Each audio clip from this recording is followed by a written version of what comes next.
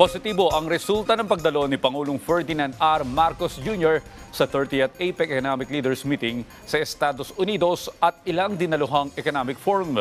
Katunayan, aabot sa higit 600 milyong dolyar na investment pledges ang nakuha ng Pilipinas. Ang detalye sa report ni Kenneth Pasyente. Rise and shine, Kenneth.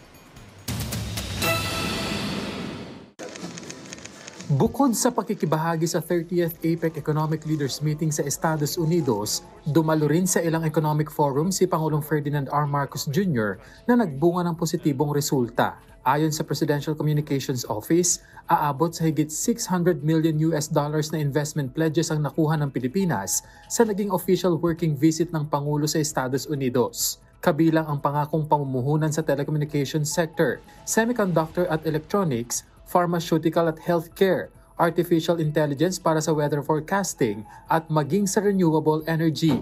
Nakakuha rin ang bansa ng commitment para sa technological advancement kabilang na ang pag-deploy ng unang 2 internet micro-geo satellite sa bansa. Nakatanggap din ang Pangulo ng technology-related commitment, partikular ang pinakamalaking AI-driven weather forecasting sa Asia, na inaasahang makatutulong sa pagpapalakas sa pagtugon ng bansa sa climate change. Naging posible ito sa naging kasunduan ng DOST at US-based company na Atmo. Kasama din sa investment pledges ang kauna-unahang specialty oncology hospital na makatutulong sa mga Pilipinong lumalaban sa sakit na cancer. Isang kasunduan din sa pagitan ng Lloyd Laboratories at DifGen ang nabuo, kung saan isang US FDA-approved na manufacturing facility ang itatayo rin sa Pilipinas na mas magpapalakas sa presensya ng bansa sa global pharmaceutical industry. Napirmahan naman ng Meralco at Ultrasafe Nuclear Corporation ang kasunduan para sa planong proyekto para sa sustainable energy, para sa mas mura at reliable na access sa kuryente.